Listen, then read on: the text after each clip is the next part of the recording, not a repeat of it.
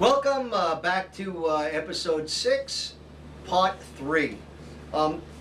During the break here, what we ended up doing is talking a lot about stuff that Rich does, and it just, a lot of the thoughts and ideas interlace with stuff that everyone does. But if you want to get extra information on what Rich does too, make sure that you go to his website, which is Anderson, ANDERSON,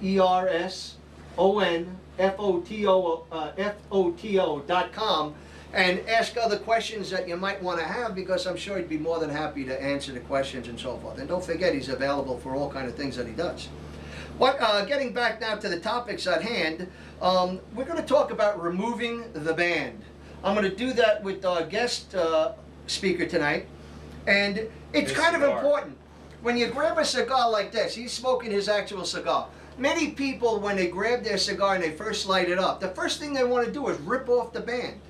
Now, there's different views on that. One of the views is, well, you don't care what other people think about what cigar you're smoking. But let me tell you, for your own personal benefit, when you rip off a label too soon, you run the risk of ripping the tobacco, because, as I said once before, the outer wrapper of a cigar is like the soft petals of a flower. They're very, very delicate.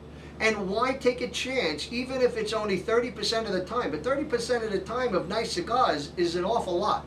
Why take the chance of ripping the tobacco just because you want to take off the label? What we tend to do is I wait personally until it gets right down just before it's burning my label. Now, I'm not going to, this is our guest cigar, but I'm going to show you how I take off a label. You don't want to slide it off, because in many cases, some part of that label will catch and nick the back of the tobacco, and it'll rip it. What you do is, every tobacco band and cigar band has actually got a little piece where it's attached. Get your fingernail and get to that part and just peel it off. But when is the time to peel off? And the time to do it is just before the burn is down to the label.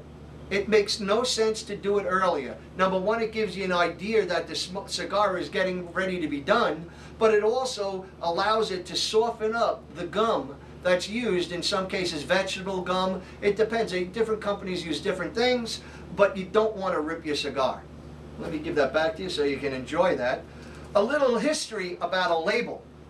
The original, and who knows what's myth and who's not, but with the label, the original labels from the, when I did the background search on it, started back in, I believe it's like the 1500s, 1600s, with the Queen that was running England was actually enjoyed smoking cigars. But if you notice, and you ever look at the, when you see the Queen, you'll always see they always wear white gloves. And one of the things that she didn't want was to stain her gloves with tobacco juice, because there's oils and so forth on a nice cigar. So what they did originally was wrap it with silk. And she would hold the silk band that had no words or anything on it, and held it so that it would not stain her gloves. Through the years after that, the nobles that were out there started making their own cigar bands, and what they did is they would put their family crest on the cigars to show that this is a cigar for the nobles. And it continued on until it became, in the early 1900s and late 1800s, it became actually art.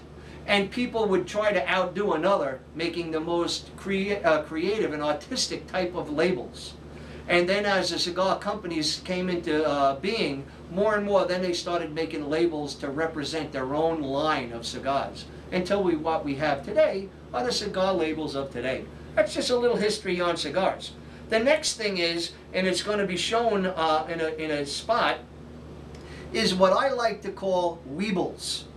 Actually, what they are is that all cigar tobacco, when it's on the plants, there's bugs that are out there. And they lay larvae onto the different leaves, the leaves.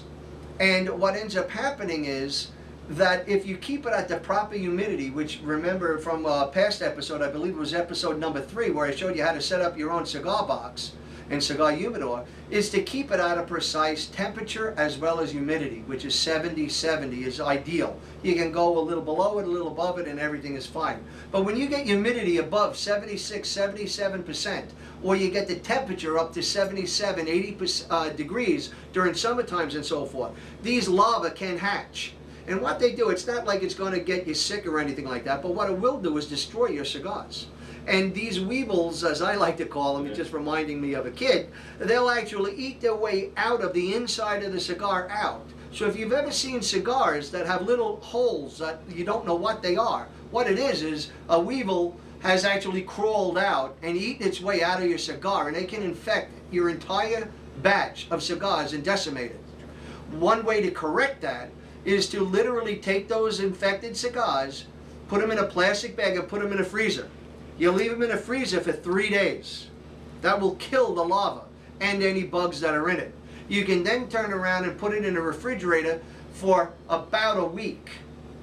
That will gradually bring the humidity back to a doable level, which is about 60-65% at that point. You then take it out and put it in another humidor, and you gradually bring it from 68% up to 70%, and then those cigars are as good as ever, but you need to plug those holes. Those holes that you're plugging, you can use Elmer's glue, but the one for children, that's, it's edible. You're not going to die from it. And you can smoke your cigars. No store should have cigars being sold, though, that have these things in it. What we're going to do now for the rest of part 3, going into part 4, is talking about the different cigars. But let me not forget, I want to mention the Cigar. Cigar, once again, our lighters are doing phenomenally. The lighter has not let me down once. The 3 burner does burn the fluid a little faster than their 2 burners, which I think the 2 burner is just as sufficient as the 3. But again, you want to get top of the line as the 3, but a 2 burner will do just as well. And the 3 is tougher. That's right.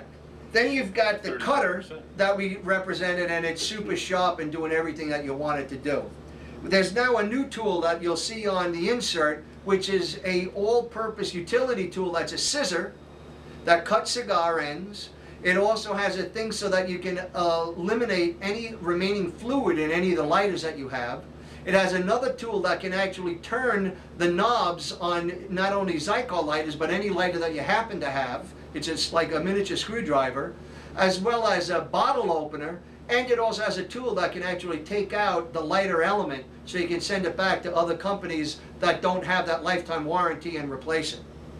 What we're going to do now is move into, but we're not going to start the actual, the rating, is we're going to come, when we come back to section, we're going back to now, we're in section 3, and we're going to finish section 3 with the 2 cigars, as well as the Black Bear Winery apple wine.